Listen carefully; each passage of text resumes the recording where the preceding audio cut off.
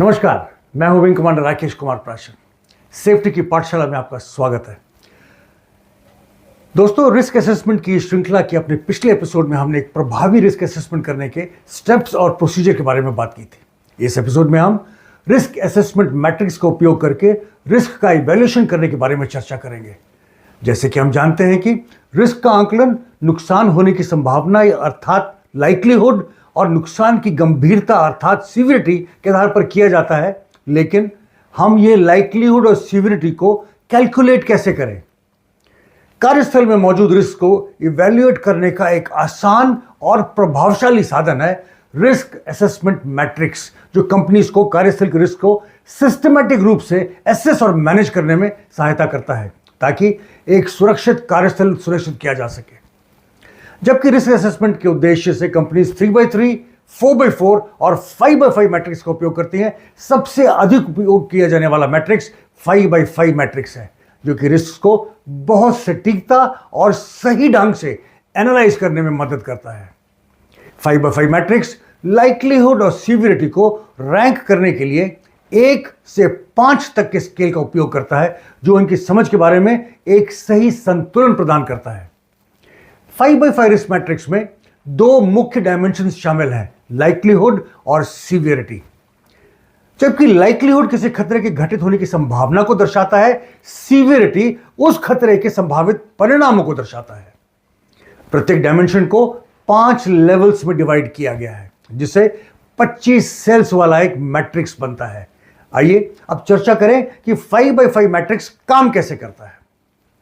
5x5 risk assessment matrix को इस्तेमाल करके रिस्क को इवैल्यूएट करने में 4 स्टेप्स होते हैं।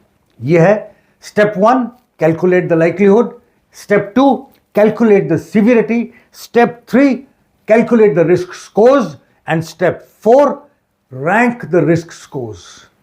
आइए अब इन चारों स्टेप्स के बारे में डिटेल में बात करें।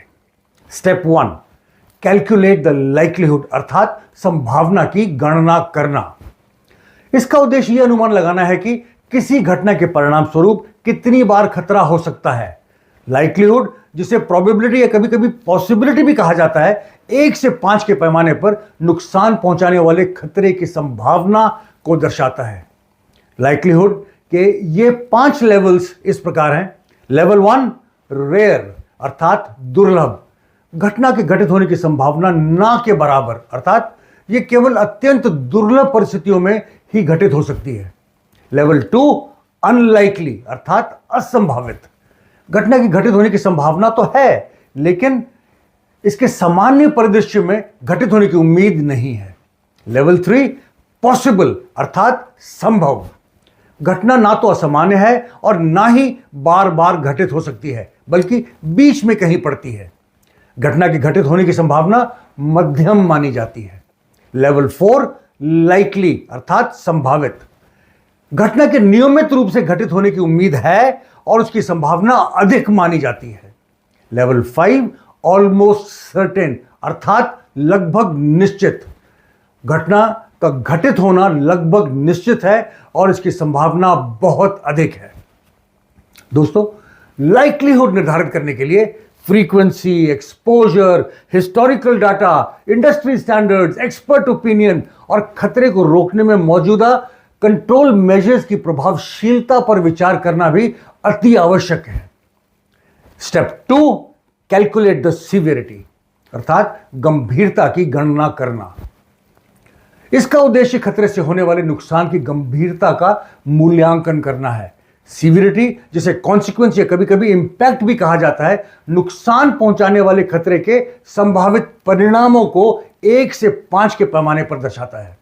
सीवियरिटी के ये 5 लेवल्स इस प्रकार हैं। लेवल 1, इनसिग्निफिकेंट अर्थात महत्वहीन, इस घटना का प्रभाव नगण्य है, इसके परिणाम आसानी से मैनेज किए जा सकते हैं और उन पर महत्वपूर्ण ध्यान देने की आवश्यकता नहीं होती है। इसके परिणाम स्वरूप छोटी सी चोट लग सकती है, जिसके लिए फर्स्ट एड ही पर्याप्त होगा। लेवल 2, माइनर अर्थात मामूली, घटना के कारण सीमित प्रभाव या थोड़ी सी असुविधा हो सकती है, जिससे अस्थायी व्यवधान हो सकता है। इन घटनाओं के कारण मामूली चोटें लग सकती हैं, जिसके लिए बेसिक मेडिकल ट्रीटमेंट की आवश्यकता हो सकती है। लेवल 3 मॉडरेट अर्थात मध्यम, घटना के कारण ध्यान देने योग्य प्रभाव जिससे अधिक हानि या व्यवधान उत्पन्न हो सकता है, जो दैनिक कार्यों को प्रभावित कर सकता है। घटना के परिणाम स्वरूप ऐसे चोट लग सकती है जिसके लिए इमीडिएट मेडिकल ट्रीटमेंट की आवश्यकता हो सकती है और पूर्णतः ठीक होने में कुछ समय लग सकता है। लेवल 4 मेजर अर्थात प्रमुख, घटना के परिणाम गंभीर होंगे जिससे ऑपरेशंस में गंभीर व्यवधान हो सकता है।